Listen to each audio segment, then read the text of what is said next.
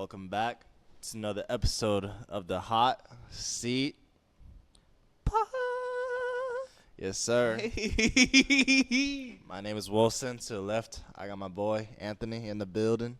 And today, it's my turn now. It's my turn to talk about three players that some people are pretty high on, but I'm not as high on, and I would sell to at a good value. And also, I got another version on TikTok and YouTube Shorts that's going to be coming out after this video that you guys should check out if you're interested in this. Yeah, if this is something you're interested, stay tuned. Yes, sir. This is also going to be another banger, too. Banger. Yeah. So, three players on this list. I'll go ahead and get it started. From last video from Anthony's, I don't know if you guys saw, we talked a little bit about Devon A-Chain. So now, if you guys are here, thank you for coming back. I'm going to be talking about him. So he's the first guy on my list, Devon A-Chain. Get in your bag, Will. Yeah, so, obviously, rookie season, he came into the NFL. I still don't understand the hype of him, man. Just 3 games he put up some great fantasy points, right? After that, injured for like 8 games almost. He's just like a very volatile player too. You like that word. I do love the word. Yeah, he's just like volatile to begin with. And we've only seen him from his rookie year. He's only played 11 games, 2 of which where he only carried the ball once, so basically 9 games. And I just feel like we haven't seen enough from him to fully commit to his value. And there's just like way too much surrounded by him to excel, as people like say he would. The Dolphins, they've also drafted Jalen Wright. So that's just another person in the backfield to compete with, alongside with Raheem Mostert and Jeff Wilson. So that's just a lot of people to share the pot with. Yeah. And I would sell him now because, his value is still as high as people look at it was from last season. And, yeah. We cook. Okay, I'll give you my my argument against it, I guess. Okay. My one argument against it. Let's see it. Like, the Dolphins are going to be electric, and I feel like they're going to have to run the ball. And you saw it against your boys. Like, I feel like when they're up, they're going to run it up, with the running backs. So that'd be my only thing. But other than that, like, I'm kind of with you, bro. Like, I could definitely see him having a Travis Fulgham year. Like, you remember who that was? Yeah, Travis Fulgham. Like, he was cold for 1 year. Eagles legend, and then disappeared. Like, yeah. I definitely could see that happening. Hoping not. Like, I hope he balls because he's fun to watch, bro. But, like, going over players like Rachaad White, I don't see why that's happening. Yeah. Isaiah Pacheco, like, those are running back ones on their teams. Josh Jacobs, Yeah. Derrick Henry, like, Solidified. those are dudes that are going to do it. And maybe I get taking the risk for Devon A-Chain, but, like, what if the risk doesn't pan out? And now you're stuck with a dude you took at right now looking like the 21st overall pick, and it's just a bust. You feel me? Yeah. Yeah, I totally agree with that, honestly. It's just like it's too much of a risk. Like, Devon A-Chain, I see as a guy where, like, 1 week he'd score 2 points, so the other he could score, like, 30. Yeah. And so it's just like as a fancy player that has a team, like, would you want that, coming, like, a big week? Especially so early.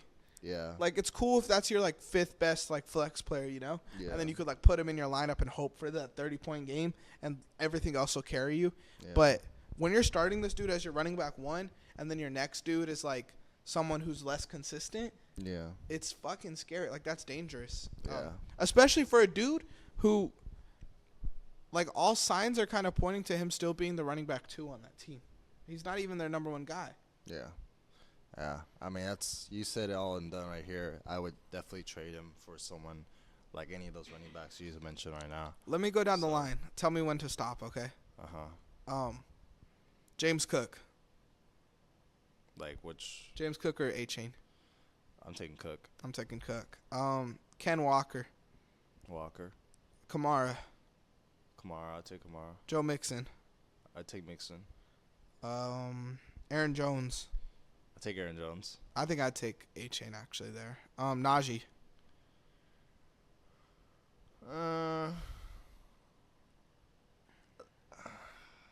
I don't know. Russell Wilson, your boy, bro. But then you got Jalen Warren coming into the mix too. True. I think that might be where I stop. What about Ramondre? Ramondre. Even in that situation, like they have Antonio Gibson too. Yeah. To share the pot with. I think I'd probably stop there. I don't like Ramondre. I think I'd take Najee though, but not Aaron Jones. Okay. Yeah. We'll probably draw it at that. So, yeah.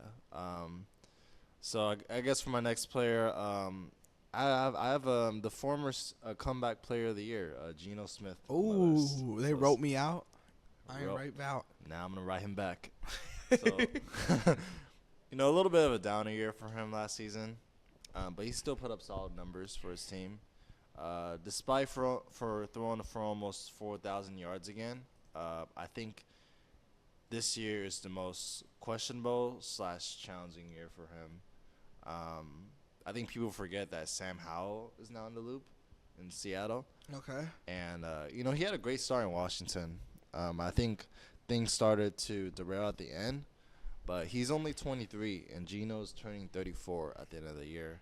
And I just see a reason for Seattle to, why not develop this younger player that you just got from Washington and maybe try to get him to be the future for this team. He's had a better start of a career than Geno Smith, and I expect him to overtake his spot.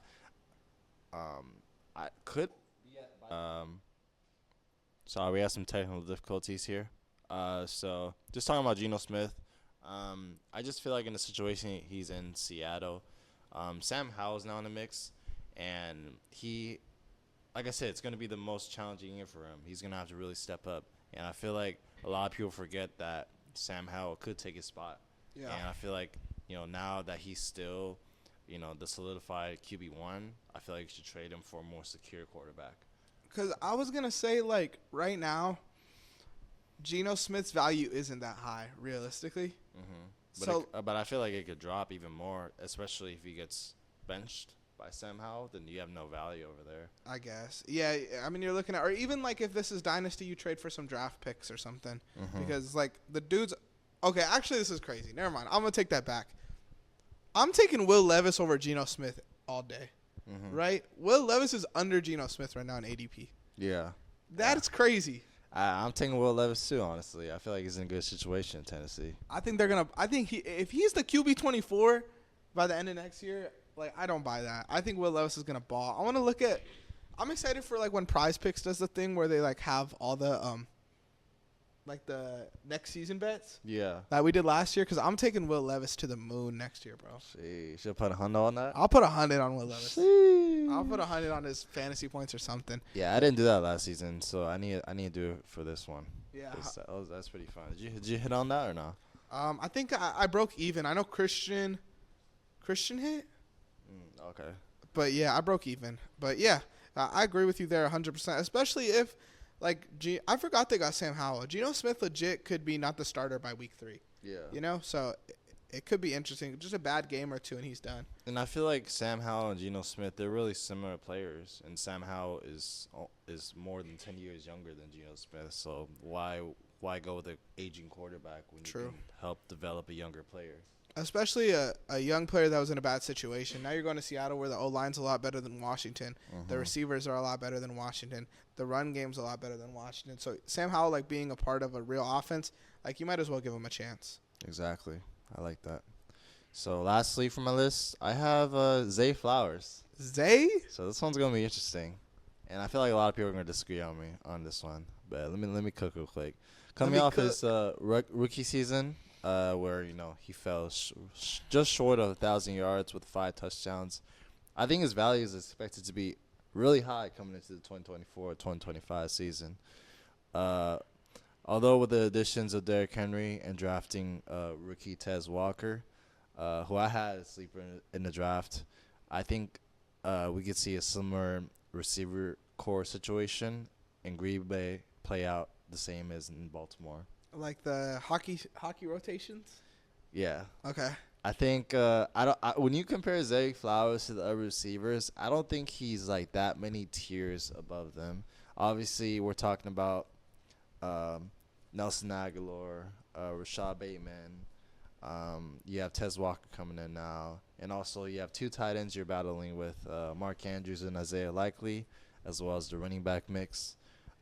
It's not like a situation where you have like Amon-Ra to Jameson Williams, or like Marvin Harrison to Michael Wilson, or even like CD to Cooks. It's like those guys. It's like a big jump, you know. Yeah. And I feel like Zay Flowers, he's not like a star receiver like that yet. And I feel like the Ravens, they could be implementing the same system as the Packers, with, you know, getting that rotation in with the receiver core. Not like not having anyone like tired out, where they could just have like multiple rotations and Fresh legs. into Baltimore. So I don't like. I mean, I think Zay Flowers is valued properly right now. He's the wide receiver 26. You taking Zay or Malik Neighbors? I'll take Neighbors. Really? Yeah. I mean, I don't know. I think Zay is at a better situation where they're going to be winning more. They're going to be throwing more. Lamar's there, obviously, like compared to like a Daniel Jones. If I had Zay in fantasy, I would trade you Neighbors 1 for 1. Or I mean, if you had other way around. But yeah, Let's do it. I mean, obviously, like, his expectations are pretty high, but he only had 5 touchdowns last season. I know, you know, obviously it's still his rookie season. But I feel like Lamar is good at spreading the ball. Plus, you have Mark Andrews and Isaiah Likely to battle with. I'm sure Nelson Aguilar and Rashad Bateman, they're still going to step it up. And I think Tez Walker is going to come into the mix too. I really like him coming into the draft. So Zay last year had 850 yards, right? Yeah. I feel like the expectation for him is probably to crack 1,000, 1,100 yards next year. Like, when you look at players like this, you're kind of projecting more. Yeah. I feel like that's like what the average person's expecting. Do you think he'll like stay at 850, get lower, be under 1,000? Like, where do you see him at next year? I still see him as the leading receiver in Baltimore. That's for sure. I don't know if he'd be more effective than like Mark Andrews. I feel like Mark Andrews could be the main guy. Okay. Still, just because, you know, the years he's been with Lamar. And he was hurt last year. Yeah. But I see Zay Flowers as like more of a yardage guy rather than touchdown guy, because that's what he showed last season.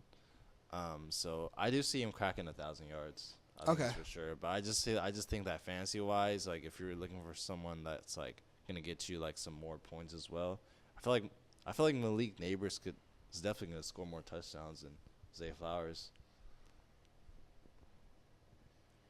I don't know. I mean, I just think, like, my whole thing is I think the Ravens are going to put up more points, you know? And I think Zay being the wide receiver 1 there. Who's the Giants got a new running back? Who's their running back? Devin Singletary. Yes. Yeah. Maybe you're right. I don't know. That's an interesting bet, though. That is interesting. I think that's a good bet to go at. Okay. Yeah. So I mean, Zay Flowers. You know, I feel like out of all these guys I said, I feel like definitely people are gonna argue most about Zay, and it could honestly make sense. But I just feel like a lot of people are exceeding his expectations. I feel like a lot of people are saying that he's like, you know, like a top. He's gonna be like a top like 15 receiver, or like top 20 receiver in that. But I just feel like he's a little bit lower than that, and I think he could like snag another good value receiver that's in a better situation than he is. Yeah, like, I get you. I'm not mad at it. I could kind of see what you're saying. I personally think I would take him where he's valued probably right now. I probably wouldn't go higher than that. And I feel like Zay Flowers is a dude in every fantasy league that a dude like loves. Yeah. You know, so like you definitely could get value if you have him on your team and you want to get rid of him. Mm-hmm. Yeah, I mean, remember, I know personally because I had Zay Flowers in my fantasy league, and I had everyone asking for him. So I only expect that to grow with him. Yeah. And I think you could really get a steal if you really talk trades with that. True. I agree with you. So, yeah. 3 for 3? 3 for 3. So, yeah. Well, you close it out. You got it. That was my 3 players to sell at a high value that I didn't think was that high. But If that's something that you're interested, go ahead and stick around for our next videos we got up and coming. Like, comment, and subscribe. Any last words? Run the play, baby.